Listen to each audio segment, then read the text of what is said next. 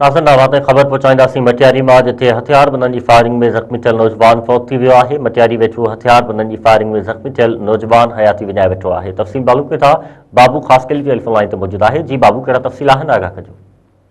जी बिल्कुल, याद रहे तो गुज़रियल ॾींहुं सुबुह जो मटियारी शहर जे मुख्य मोबाइल मार्केट में मोबाइल जी दुकान ते वेठल मेमण जी वसीअ जे रहवासी नौजवान सलमान मल्हा मथां जेको हथियारबंदनि फायरिंग करे शदीद ज़ख़्मी करे छॾियो, जेको राति ज़ख़्मनि जा सूर न सहंदे फौत थी वियो। अॼु मटियारी लॻ ॻोठ मेमण जी वसीअ में मक़बूल जे वारसनि ऐं मल्हा बिरादरी जे सवे माण्हुनि क़ौमी शाहरा बंदि करे जेको सो लाश रखी धरणो हुयो।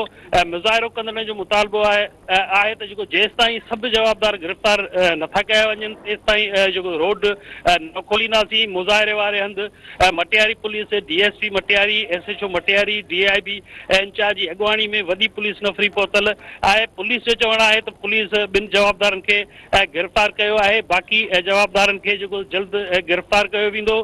रोड ब्लॉक हुअण सबबि जेको सवे जेको गाॾियूं बीहिजी वियूं आहिनि। जी बाबू ख़ासकली, जी मेहरबानी तफ़सील ॾियण जे लाइ।